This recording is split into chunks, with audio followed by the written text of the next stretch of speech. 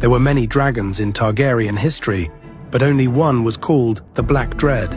Balerion, a living weapon of fire and shadow.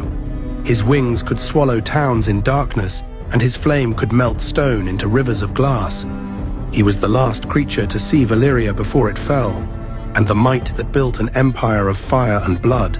Balerion was born in Valyria itself, named after one of its ancient gods. When the Targaryens fled the Doom, Aegon I Targaryen brought 5 dragons to Dragonstone, but only Balerion survived the centuries that followed. By the time Aegon Targaryen rose to power, Balerion had grown immense, larger than any dragon seen since the Freehold's end.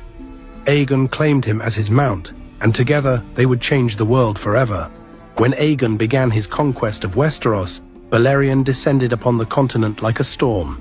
He burned the armies of Duskendale and Maidenpool, and later the towers of Harrenhal, reducing the fortress to molten ruin and ending the line of House Hoare.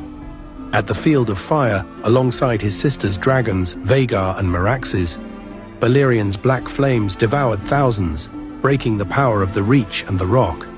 And when Torrhen Stark saw what dragons could do, he bent the knee, ending the age of the Kings of Winter.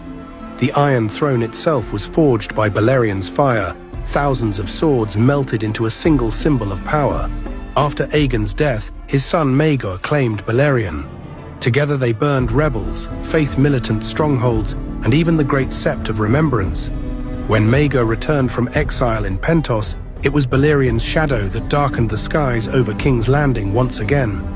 He burned castles across the realm and slew his own nephew and dragon, Quicksilver, in the battle beneath the God's Eye. Balerion became known not just as a dragon of conquest, but as a beast of terror, the nightmare of Maegor's reign.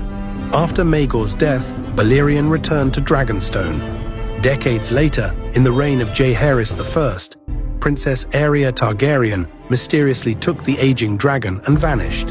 When Balerion returned a year later, his hide was torn and scarred, fresh blood steaming from wounds 9 feet long. Septon Barth believed the unthinkable, that the dragon had flown back to Valyria itself, to the smoking ruins of his birth. What Aerea saw there drove her to madness, and she died soon after. In his final years, Balerion grew sluggish and slow. Prince Viserys Targaryen, later King Viserys I, became his last rider. They flew 3 circles over King's Landing before landing again.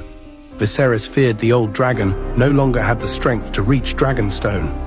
Less than a year later, the Black Dread was dead, over 2 centuries old. The last living link to Valyria's glory, gone forever. Balerion's skull, immense and jet black, once loomed above the Iron Throne, a reminder of what forged it. And though centuries have passed, his name still carries the weight of fire and fear.